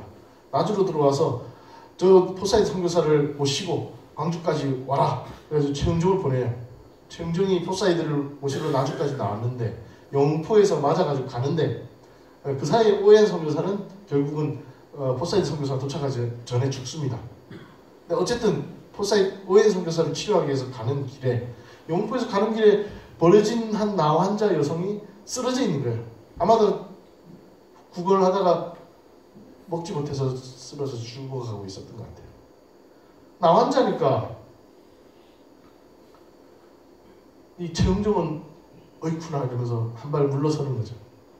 포사이드 선교사는 말에서 내려가지고 그 여성을 안습니다. 안고 자기가 타고 있던 말에 태우죠. 그 여성 나환자 한센병이라고 부르겠습니다. 한센병 환자가 쥐고 있던 지팡이가 툭 떨어져요. 그래서 이 여성에게는 유일한 재산이잖아요. 이 자기의 삶을 버티게 해주는 버팀목이니까 이거를 챙겨줘야죠. 그래서 포사이드 선교사가 최영종한테 말합니다. 미수채, 지팡이. 근데 이 한센병 환자가 쥐고 다니던 지팡이를 자기가 만지려니까 뭐 같아요? 뱀이나 벌레처럼 느껴졌겠죠. 이거 만졌다가 나도 어떻게 되는 거 아니야? 한 발 더 물러섭니다. 옴짝달싹 못해요. 보살선교사 미소채! 지팡이! 그러니까 정신 번쩍 들어서 그걸 쪼다줘요. 그리고 그 여성을 광주까지 데리고 와서 광주의 병원에 치료를 하는데 병원이 난리가 났죠. 한센병 환자 데리고 왔다고. 그래서 결국 병원 옆에 가마굴에 데리고 가가지고 치료를 합니다. 그럼 그 여성도 죽지만 너무나도 극진히 그 여성을 돌보는 거예요. 만지고 닦아주고 그 썩어가는 살을 닦아주면서. 근데 자기는 뒷짐 지고 물러나 있는 거예요. 그러면서 이 최영종 목사가 엄청난 충격을 받습니다. 아니 저 사람은 서양인이고 양복 입고 있고 저렇게 깔끔한 사람이 저 생명부지의 저 한센병 여성을 저렇게 자기 형제처럼 돌보는데 나는 동족인데 같은 민족이고 예수 믿는다고 하는 놈이 뒤로 물러나가지고 이게 완전 쪽팔린 거죠. 큰 포사이드 선교사의 삶에 큰 깨달음을 얻습니다. 그 모습, 그 행위를 보면서 큰 각성을 하고 이때부터 광주에 나환자 병원을 짓는 데 나서고 광주 나병원의 가장 주요 주축 멤버가 되고 이 호남 지역의 한센병 환자들을 돌보는 일에 가장 앞장서요. 결국은 이 나환자들을 돌보는 이 체계적인 시스템이 필요하겠다 싶어서 이 총독부에다 계속 탄원을 하는데 총독부는 예산을 타령하면서 우리 그 사람들 돌볼 여력이 없다. 그러니까 최영종 목사님이 결국은 고안을 해낸 것이 우리 한센병 환자들을 데리고 서울로 가자. 서울로 가는 전략을 세웁니다. 근데 나환자들이 집단으로 움직이면 돌을 맞습니다. 그리고 지역에서 난리가 나요. 그래서 5명, 10명씩 팀을 짜가지고 적당히 거리를 유지하면서 은밀하게 서울까지 이동합니다. 이 전라도 땅에서 은밀하게 소리 소문없이 이동을 합니다. 처음 출발할 때 150여 명이 출발해요. 조별로. 우리 그 동부연회에서 애들 조별로 나눠가지고 은밀하게 지역을 순회하듯이 조별로 다닙니다. 근데 처음에 150명으로 출발했는데 서울 총독부 앞에 광화문 조선 총독부 앞에 모인 한센병 환자의 숫자는 400명 정도. 은밀하게 이 서울로 이 나환자들을 위한 한마디로 데모를 하기 위해서 서울로 이동하는 분들이 있고 전국의 나환자들이 은밀하게 다 모인 거예요. 그래서 총독부 앞에 나환자들이 400여 명이 들어눕습니다. 네. 그 나환자들의 대빵이 누구냐? 바로 저 최영종이에요. 그리고 결국 난리가 났죠. 서울이 난리가 났습니다. 그 당시 우카키 총독이 나와가지고 도대체 이게 뭐냐? 우카키 총독과 단판을 짓고 나환자들을 돌보는 시스템을 총독부가 지원할 수 있도록 지원을 얻어냅니다. 그리고 소록도에 결국 갱생원을 만들고 우리가 지금 알고 있는 이 소록도의 역사가 바로 이 최영종 목사님과 함께해요. 그 당시 사회가 가장 돌보지 않고 외면하고 아예 없는 존재처럼 여기던 사람들을 가장 중요한 사람들로 섬기고 돌보고 했던 그 영성이 바로 호남의 영성이에요. 그래서 우리가 소록도의 역사를 그렇게 간단하게 보면 근데 이렇게 나환자들을 돌보고 이러니까 이 사람도 완전히 주류 사회로부터는 완전히 축출되는 거죠. 비주류가 됩니다. 그래서 초야에 묻혀서 조용히 기도하면서 말씀을 묵상하면서 그걸 살아내는 그런 삶으로 이 전라도의 영성은요 요란하고 시끌벅적하고 화려하잖아요. 뭐 유학 갔다 와가지고 뭐 엘리트 양주산 목사님이나 윤치호 선생이나 또 누구 이런 엘리트적인 영성이 아닙니다. 보면은 다 이거들이 방해인 최영종 다 적당히 공부는 했지만 평양신학교 나왔어요. 유학 가고 이렇게 먹물 먹고 폼 잡고 이러지 않아요. 다 적당히 공부하고 목사 안수 받고 바로 가장 낮은 자의 자리로 가는 방해인이나 이거들이나 다 마찬가지입니다. 아까 말씀드린 금산에 있는 김제에 있는 금산교회 이 기업자 예배당의 전통을 보면요, 되게 우리가 한국 교회에서 아주 진짜 전무후무하고 아주 아름다운 전통이 하나 있어요. 그 기업자 예배당 거기에 그 땅과 건물을 처음에 그 테이트 선교사한테 기탁을 하고 교회를 세울 수 있도록 헌신했던 그 김제 부자가 있었는데 그 사람이 바로 조덕삼이에요. 조덕삼 여기 망건 쓰고 있는 이 잘생긴 어르신입니다. 이 조덕삼이 정말 믿음이 좋은 김제의 신자였고 그래서 이 교회를 세웠습니다. 근데요, 이 조덕삼의 집에 머슴이 있었는데 그 사람이 바로 이자익입니다. 저기 왼쪽에 수염난 신분. 이분이 더 나이가 훨씬 어립니다. 사진이 이렇게 됐어요. 마부였어요. 마부. 이 조덕삼이 어디 마실 갈 때 말 타면 말 잡고 끌고 가는 마부. 이자익. 그리고 말똥 치고 말 씻어주고 마구간 관리하고 집에 마당 쓸고 하는 머슴이었어요. 두 사람이 다 교회를 다니면서 결국 같이 한 예배당에서 신자가 됐죠.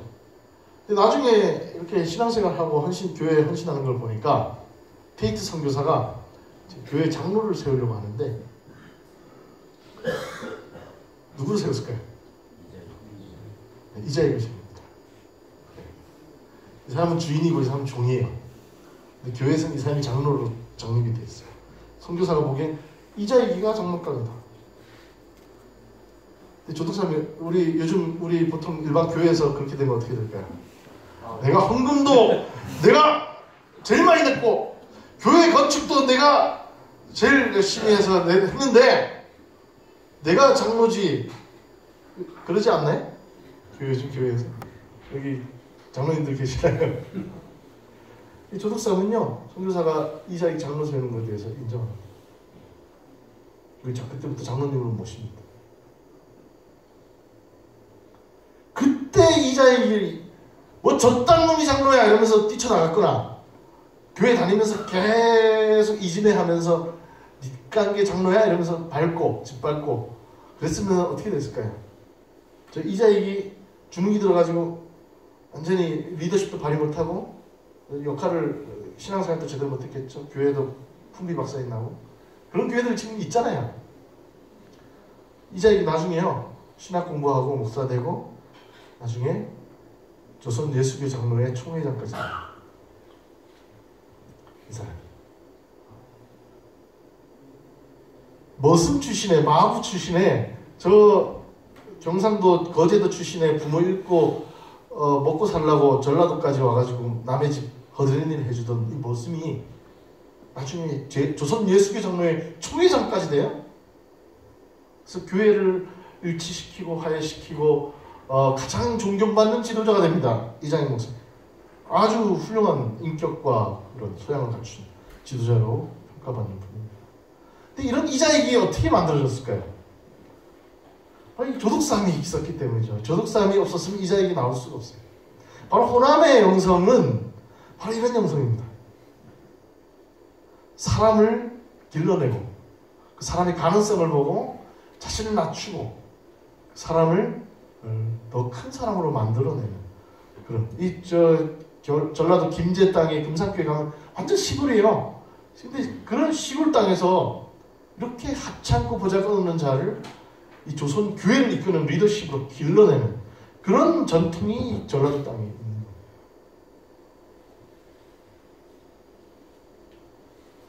그러니까 이 둘 중에 누가 더 큰 사람일까요? 저는 조덕삼이 훨씬 더 큰 사람이라고 봅니다. 우리 그 감리교 리더십도 바로 이런 리더십이 돼야 된다고 봅니다. 이 호남 땅에 와서 배우게 될 영성이에요. 폼 잡고 허세 부리고 군림하고 본인이 내세우고 내가 그래도 헌금도 많이 했고 내가 교회에 짬밥이 얼마고 이런 게 아니에요. 그런 게 아니고 진짜로 주님이 나에게 맡긴 소명에 충실하고 겸허히 묵묵히 삶으로 살아내고 또 이렇게 사람을 길러내는 모습. 과연 우리는 그런 사람을 길러내는 전통에 서 있는가? 우리 감리교와 관련된 호남의 전통 하나 말씀드리면 호남 출신인데 희한하게 감리교 인물이 하나 있습니다. 정교목이라는 인물이에요. 진도 출신입니다. 이분이 이 남장로교 전통에서 자랐는데 어떻게 감리교가 되는지. 이분이 나중에 집이 부자예요. 진도 땅 부잣집입니다. 귀하집에서 자랐어요. 도련님이에요. 이 사람이 서울의 YMCA의 영어학원에 공부하러 들어옵니다. 그래가지고 서울에 공부하면서 아마도 감리교를 접했던 것 같아요. 그리고 일본의 청산학원이라고 감리교 개통신학교로 갔다가 돌아와서 다시 미국의 시카고에 있는 게렛 신학교와 노스웨스턴 대학교, 딱 감리교 계통의 이 대학을 가서 공부를 하고 서구 신학을 접하고, 이 아까 말씀드린 대로 지금까지 소개해서 드렸던 분들하고 좀 다르지, 굉장히 엘리트죠. 미국 유학 경험하고 진도 출신의 땅 부잣집 아들의 도련님인데 감리교로 가가지고 이분이 돌아와가지고 원래 박사까지 하고 싶었는데 한국에서 콜합니다. 야, 당신 와가지고 빨리 신학교 가르쳐. 가지고 노스웨스턴에서 석사까지 하고 한국으로 들어옵니다. 그래서 감리교 신학교에서 가르치는데 완전히 대선풍을 일으킵니다. 인기 짱, 캡숑 짱. 애들이 진짜 좋아요. 인물이 좋잖아요. 잘생겼죠. 그 다음에 그 당시 최고의 서구 신학의 진보적 편이었던 바르트 신학, 서구의 최근 신학 경향들을 막 판설하면서 일필휘지로 막 입에 침 튀기면서 강연을 하는 거예요. 애들이 열광을 하죠. 엄청 인기 있는 선생이었어요. 그리고 기독교 조직신학 개론이라든가 이런 여러 30년대 한국 신학의 아주 위대한 저술 작업들을 많이 합니다. 결국은 인기가 너무 많으면요, 안티들이 생겨요. 그래서 이제 학교 안에서 이제 질투하는 사람들도 있고, 이제 인물이 좋으니까 또 여학생들이 좋아하잖아요. 그런 것 때문에 이제 공격을 받습니다. 이쪽에 어디 있죠? 저 맨 뒷줄 왼쪽에 있네요. 아무튼 굉장히 멋진 댄디보이 같은 느낌의 아주 멋진 선생이었습니다. 전라도 출신의 감리교 인물 중에 아주 흔치 않은 인물입니다. 이 사람이 어느 날 돌연 감리교 신학교 교수직을 사표를 낸 게 아니고 휴직을 합니다. 휴직을 하고 고향 전라도 땅에 내려옵니다. 근데 이 사람이 전라도 땅에 은둔을 해요. 잠깐 은둔을 하면서 어디 갔었나 찾아보니까 나중에 사료가 발표됐는데 바로 화순 땅에 있었던 이세종이라는 수도자를 만났어요. 그리고 그것을 나중에 그 이세종이라는 사람을 만난 이야기를 글로 씁니다. 이세종은 누구냐면요, 나무꾼 출신이에요. 그 부모님 일찍 여의고 가난하게 자랐는데 개통부자로 나중에 먹고 살만해져가지고 부자가 된 사람입니다. 이세종이 좀 먹고 살만해지고 부자가 되니까 처음으로 한글을 배우는데 한글을 광주 가가지고 성경책을 받아가서 한글 공부를 해요. 이세종이 한글을 깨우침과 동시에 처음으로 읽은 게 성경이에요. 그러니까 이 사람은 이런 신통방통한 기묘한 진리가 있었나, 문자를 깨달으면서 처음으로 말씀을 받아들이니까 그걸 온문으로 받아들이는 거예요. 이세종이라는 사람은 그래서 성경을 읽기 시작하면서부터 성경대로 살기 시작합니다. 몸속에 그냥 성경을 집어넣어버리는 거예요. 처음에는 그 창세기하고 저 출애굽기하고 읽으면서 창세기에 나오는 막 제단, 베델의 제단 쌓고 막 그 창세기에 있는 대로 따라합니다. 돌 쌓고. 근데 나중에 복음서를 읽으니까 이거 아니네 이러면서 그거 허뭅니다. 그러니까 굉장히 단계적으로 그 신앙생활을 해요. 그러니까 성경을 그냥 읽으면서 그냥 그대로 그냥 행하는 거예요. 이세종이라는 사람은 어떤 사람이냐면 신학교도 안 다녔고 학교 공부도 한 번도 한 적이 없고 글을 깨우치면서 성경부터 읽은 사람이에요. 성경만 읽은 사람이에요. 그러니까 오로지 그냥 이노센트, 순수하게 백지에다가 그냥 성경만 딱 때려 박은 사람. 이세종. 근데 아까 소개해드린 이 정경옥은 어떤 사람이에요? 서울 젊어서 도련님으로 서울 유학 가가지고 YMCA에서 영어 배우고 일본 유학 경험하고 감신 나와가지고 미국 유학까지 하고 먹물이에요. 잘난 척하면서 들어왔어요. 감신에서 막 가르치면 애들이 열광을 해. 근데 그것도 인기도 잠시 허무함이 밀려져. 사람들은 지시하고 뒤에서 뒷담화해. 이거 뭐지? 내가 제대로 사는 건가? 다 내려놓고 고향 땅으로 내려가는 겁니다. 그리고 가서 만난 사람이 이세종. 그리고 이세종의 삶을 보면서 자신이 지금까지 쌓아온 것들, 그 명예와 실력과 그 모든 경험이 이 촌부, 전라도 화순 땅의 저 나무꾼 출신의 저 무지랭이, 저 사람의 저 순수하고 올곧고 아주 헌신적인 이 부도적 삶만 또 못하다라는 걸 깨닫고 너무나도 부끄러움을 느낍니다. 그러면서 이 이세종을 정경옥이 도함의 성자라고 불러요. 희한하죠. 전라도 땅에는 성자라고 불리는 사람이 많아요. 이렇게 도함의 성자. 정경옥은 교수직을 도련 사임하고 진도로 내려가 지내는 동안 도함의 성자 이세종을 만난 바이다. 그의 만남은 그의 신앙과 신학, 삶과 교회를 향한 기존의 고정관념과 아집을 단숨에 무너뜨렸다고 한다. 엘리트, 초엘리트죠. 그 당시 미국 유학공학하고 감신 교수.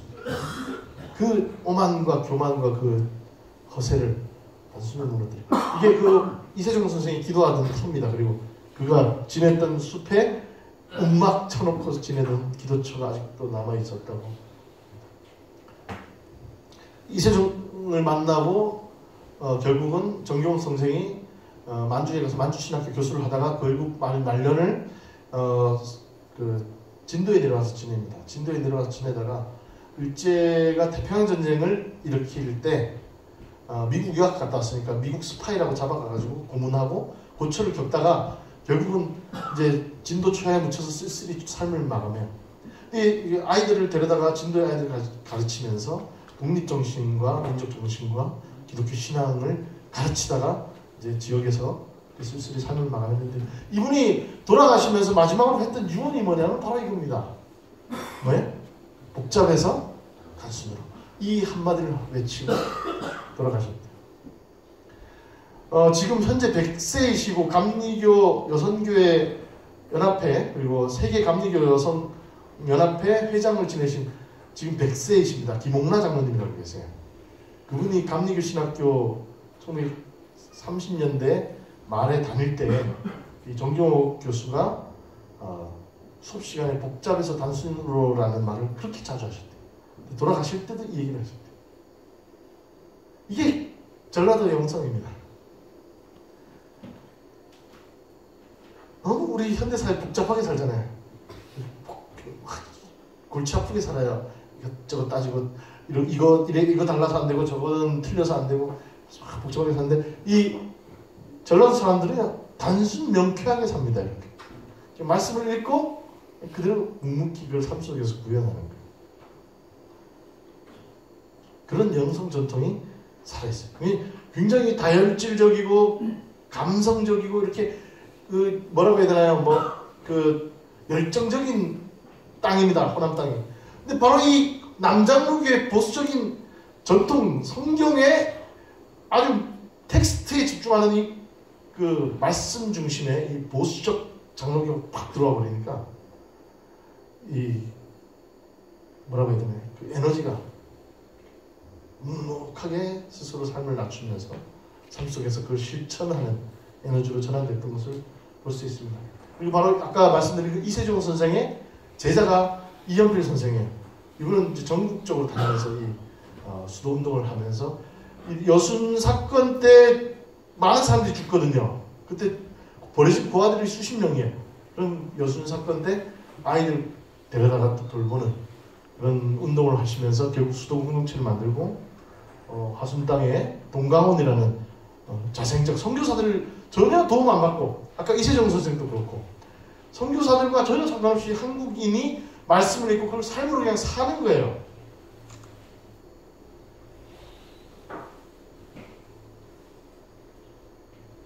이분 이연필 선생의 제자들이 많습니다.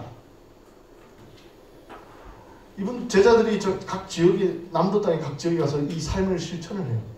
그리고 제가 이름은 지금 까먹었는데 어떤 분은 고아원을 하면서 버려진 아이들 돌보면서 사는데 그 고아원 아이들 중에서 자기 아들도 섞여 있었대요. 근데 그 진짜 아들이 나중에 장성해가지고 자기가 저 고아원 원장님이 진짜 자기 아버지라는 걸 나중에 압니다. 장성이. 이제 그분 이름은 제가 예전에 들었는데 까먹었어요. 그러니까 이연필 선생, 이세종 이연필 선생의 이 후예들이 그런 전통이에요. 자기 아들을 고아들 속에 집어넣고 같이 키우는 거예요. 근데 진짜 자기 아들이 저 사람이 자기 진짜 아빠인지 몰라요. 원장 다 아버지라 부르죠. 네. 나중에 커서 알았대. 얼마나 차별 없이 대했을까요? 얼마나 똑같이 대했길래 아들이 저 원장님은 내 진짜 아버지였다는 걸 장성에서 알아요. 그렇게 삶으로 살았는 거예요. 우리 같으면 우리 인간적인 인욕에 의하면 그게 가능할까요? 왠지 내 아들한테 초코파이 하나 더 주고 싶고 그렇잖아요. 그렇게 살면서도 뭔가 뒤로 불러내가지고 어디 목탕이라도 한번 데려가고 싶고 뭐 그랬을 거 아니에요? 그러지 않았다. 이 전라도 기독교 전통입니다. 아까 말씀드린 그 서서평 셰핑 선교사가 돌아가시면서 이렇게 말했대요. 성공이 아니라 섬김입니다. 네. 우리 한국교회가 6.25전쟁 터지고 온 전국이 폐허가 되고 아무것도 없는 폐허더미 불모지 위에 새롭게 교회를 세우고 나라를 다시 세우다 보니까 그리고 생존의 위협에 봉착해 있었다 보니까 너무 물질, 그다음에 성공 이런 데 집착했던 지난 반세기였던 것 같아요. 그러면서 우리가 너무 놓쳤던 게 정신적 가치, 믿음의 가치, 그다음에 무형의 가치. 근데 전라도 땅에서 우리가 발견할 수 있는 가치는 바로 그동안 우리가 너무 성공, 번영, 물질, 출세 뭐 이런 것들을 쫓으면서 잠시 쓰레기통에 쳐넣었을지도 모르는 진짜 가치, 진짜 소중한 거. 북이 공명보다 귀하고 황금보다 귀한 복음을 이 사람들은 그래도 계속 묵묵히 드러나지 않게 몸으로 증명해 보였던 전통입니다. 그래서 서서평 선교사가 죽으면서 성공이 아니라 섬김입니다 이렇게 얘기합니다. 성경에서 보면요, 예수님이 선포하신 하나님 나라의 리더십은 뭐냐면요, 오늘 리더십 캠프니까 리더십으로 결론을 내야 되겠지만 내야 될 것 같아요. 복음의 리더십은요, 섬김의 리더십입니다. 네. 군림하고 지시하고 명령하고 폼잡고 허세 부리는 리더십이 아니고요, 내가 먼저 낮아져가지고 아까 조독산처럼 내가 낮아짐으로써 나보다 작은 자가 큰 사람이 되고 나보다 늦게 둘째가 꼴찌가 첫째가 되게 하는 그런 리더십이 바로 이 호남의 리더십이에요. 뭐 역사에서 증명이 되잖아요. 예. 오늘 한국교회는 바로 그런 리더십, 그런 영성을 살아내고 있는가? 네, 한번 우리가 곰곰이 생각해봤으면 좋겠습니다. 이제 시간이 마무리할 시간이 됐기 때문에 이 하나만 더 말씀드리고 빨리 종료를 하겠습니다. 다음에 이제 겸양과 실천의 영성 말고 또 하나의 영성은 바로 순교와 화해의 영성이다. 호남 땅 아픔의 땅이에요. 동학전쟁 때도 그렇게 많이 사람 죽고 5.18 광주 때도 그렇게 군악발에 온 민족의 그 져야 될 십자가를 대신 졌잖아요. 6.25 전쟁 때도 그랬어요. 바로 6.25 전쟁 때 이 지역에 주둔하다 퇴각하는 인민군들이 많은 기독교인들을 학살을 했습니다. 그런 양민 학살의 역사가 또한 있습니다. 근데 아까 서편제에서 아버지가 성모한테 하는 얘기입니다. 가슴을 칼로 저미는 듯한 아픈 하늘 품어야지 소리가 득음을 한다. 그런데 저는 이 호남의 기독교인들은 바로 이 가슴을 칼로 저미는 아픈 하늘 넘어서는 믿음이다. 네. 이 호남 사람들은 그 아픈 고통마저도 극복하는, 네. 증도에 간 문중경 전도사님 마지막까지 양떼를 지키며 교회를 지키며 그 죽음의 현장 앞에서도 그 신앙을 끝까지 지켰던 증도의 문중경 전도사님. 증도에 가면은 아주 그 순례길도 잘 만들어져 있고 좋습니다. 여러분 다음 기회에 되시면 방문하시고, 그 다음에 영광교회, 영광의 염산교회, 야월도 순교지 굉장히 많이 죽어요. 집단으로 순교를 합니다. 이 좌우 분열과 남북 분단의 비극의 그 아픔을, 물론 전국적으로 많은 사람들이 희생을 했지만 기독교인들이 이렇게 집단적으로 많은 고통을 겪었던 역사가 있어요. 근데 제가 한 가지만 여러분한테 좀 당부드리는 말씀입니다. 이 순교, 죽음의 현장을 보면서요, 우리가 그리스도인으로서 이 역사의 현장을 보면서 터무니를 목도하면서 가져야 될 우리의 터무니 있는 신앙은 어떤 신앙이 되어야 될까요? 증오와 분노와 갈등과 싸움의 신앙이 되어야 될까요? 그럼 저기 중동에 있는 IS 같은 신앙이에요, 그게. 오늘 어저께 IS 배우셨다면서요. 증오와 분노와 갈등과 싸움의 신앙, 근본주의적 신앙. 옛날 그 미국에서 20세기 초에 그 근본주의 신앙은 싸우는 걸 좋아합니다. 호전적이에요. 근데 예수의 가르침은, 그리고 우리 감리교 웨슬리 목사님의 가르침은 그게 아니에요. 싸우라는 게 아니에요. 다름을 인정하고 포용하고 관용하는 전통입니다. 우리가 이 자리에서 느끼게 되면 이런 비극이 더 이상 반복돼서 안 된다는 다짐의 결단의 자리가 되어야 된다는 거예요. 여러분들이 다음에 이 역사의 현장을 가시게 되면 가서 증오를 키우지 마십시오. 그걸 안에 숙성시키고 발효시켜서 우리의 신앙이 훨씬 더 평화와 일치와 화해를 이루는 신앙으로 가는 밑거름으로 삼아야 될 겁니다. 그런 신앙의 영성을 저희가 배워야 돼요. 그 모범을 가장 또 극적으로 보여주신 분이 바로 이분이, 여러분 잘 아시잖아요. 여기 순천에 조금만 내려가면 여수입니다. 여수의 그 애양원에서 목회하셨던 손양호 목사. 아들들 여기 바로 이 땅 순천에 유학 보내놓고 목회 열심히 하고 계셨는데, 여순 사건이 일어나고, 그리고 그 여순 사건에 그 동원된 좌익 학생들 중에 안재선이라는 학생이 친구입니다. 손양호 목사님 아들들의 친구예요. 이 친구가 친구를 죽여요. 이데올로기가 얼마나 참혹하고 비정합니까? 친구가 친구를 죽이는 그런 역사 속에서 나중에 여순 사건이 진압이 되고 가담자들이 색출되고 재판되는 과정에서 이 안재선이 손양원의 아들들을 죽이고 그 이후로 재판이 회부됐다는 소식을 듣고 손양원 목사님이 기도하죠. 너무나도 고통스럽고 비극적이고 참담하고 슬프죠. 그 한을 여러분들이 어떻게 생각해요? 지금 세월호 사건 부모님들 심정 우리가 공감을 하는데, 아들 한꺼번에, 그것도 질병이나 교통사고가 아니에요. 정말 믿었던 친구한테 죽임을 당하는 이런 배신감과 가장 고통스러운 비극적 죽음을 목도해야 되는데, 이 손양호 목사님은 재판에 회부돼서 재판되면 바로 총살되는 겁니다. 멈추시오! 하는 거죠. 걔 살려주시오. 아니 살인자인데 내가 용서하고 내 아들을 살렸어. 가장 극단적인 상황에 오늘 앞에서 이 거두리부터 방해인 최흥종 조덕산 쭉 얘기 들어보면은 말씀을 몸에 확 배겨놓고 그걸 온전히 삶으로 묵묵히 살아내는, 복음을 몸짓으로 몸으로 증명해내는 그런 전통이 우리 전라도 호남 전통에 있는데 바로 그 결정판입니다.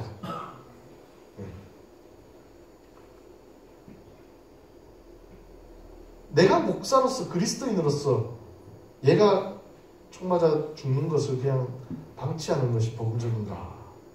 아니다라는 생각이 들어. 내가 목사로서 할 수 있는 일은 저 아이를 내 아들 삼는 것이다. 저는 역사의 비극, 분단의 비극, 좌우 분열의 비극 앞에서 손양호 목사님 보여주셨던 이 결기는 오늘 우리 이 시대를, 우리가 혼란한 시대죠. 요즘 또 좌우 분열돼 있고 나라가 온전치 못하고 지금 병들어 있는 때인데 우리가 회복해야 될 영성. 지금 이제 서로 그 세대 간에, 지역 간에 서로 삿대질하고 악마시하고 사탄시하는 이런 태도를 버리고 서로가 서로를 용서하는 이런 영성.